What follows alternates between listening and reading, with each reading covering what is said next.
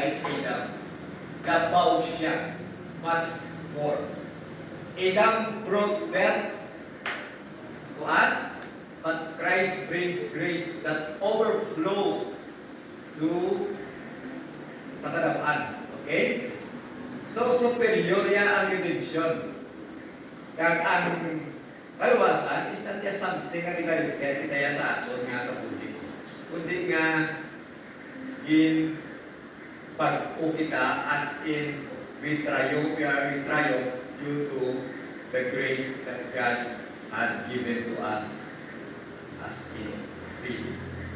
Okay? Look at it. Ang sala, nakatag sa aton sa kondemnasyon. Pero, kita yan as one. Letter R, if last Sunday, we were already justified. It is a provision. Hindi man isa improvement. We are being declared righteous in the sight of God. Saved from the penalty of sin, saved from the power of sin, the future, saved from the presence of sin. We keep on hearing of this word, kaya mo nisa always ang tima sa humans. Nga ginagdalati ka sa sitwasyon nga siya dugit sa atong kahigko, kadulong, ka makasasala, death, condemnation. Pero on the other hand, on the other side, grabe ang grasya sa Ginoo nga giglearning ta righteous. That's the beauty of the cross. Bukod sa Ginoo nga sa lahat ng imagdala ni Kristo. Kaya kinapangimatyan niya ta, of course, kita dapat magkabuhi nga nagasugot at nagapalaluman sa lahat.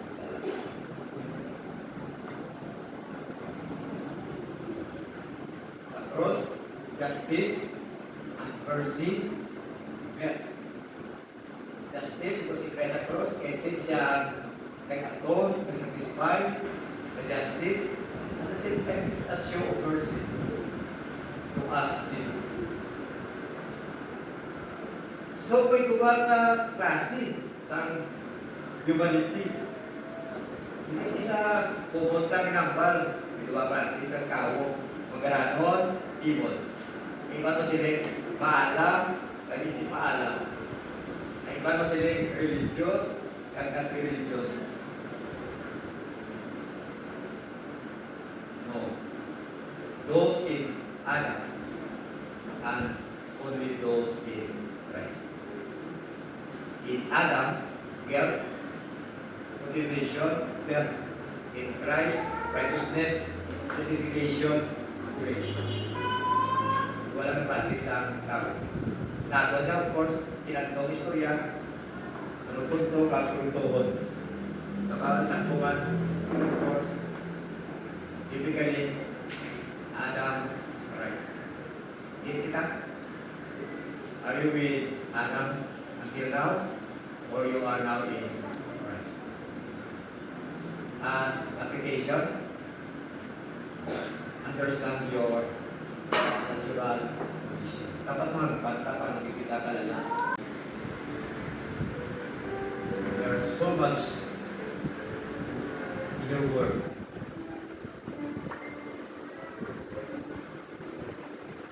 Beyond our finite mind. Yet, thank you for your goodness. Thank you for the experience.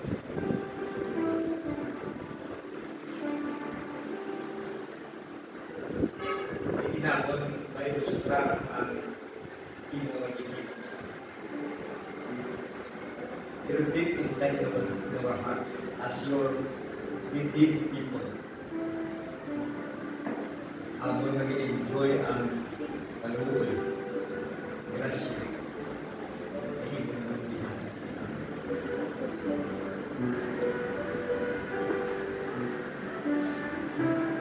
if you leave us in the situation living under the reign of Adam, the first Adam. Wala ka man Ginoo, usang sarap doon sa verse 6 nag-quote. And we all deserve to be whom due to our sin in Adam.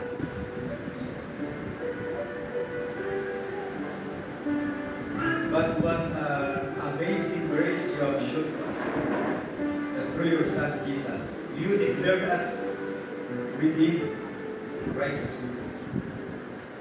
You get us out from the pit, from the darkness, from the power of Satan.